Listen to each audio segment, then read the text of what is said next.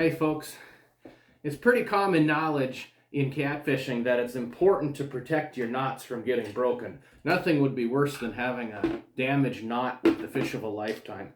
And if you use inline sinkers such as a no-roll, egg sinker, or whatever else it may be, you have to be sure to protect your knots on your swivels where they connect from bouncing down. There's sinker bumpers. People say to use beads.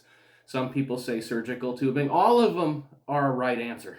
But one thing that I found, a simple little nugget, is a piece of small engine fuel line. Just cut an inch of it off. It gets in there and it protects. The beauty of using fuel line is it's made so it doesn't break, rot, crease, or tear because it's got to keep your small engines running. It is a little more expensive than standard tubing. I just purchased some. It was $1.80 a foot at the auto parts store. But you know what? It's worth it to have a tubing that stays intact after months of the sinker banging on it. So, as I happen to be setting up a new tackle box, yesterday I was in the shop and bought 4 feet of line.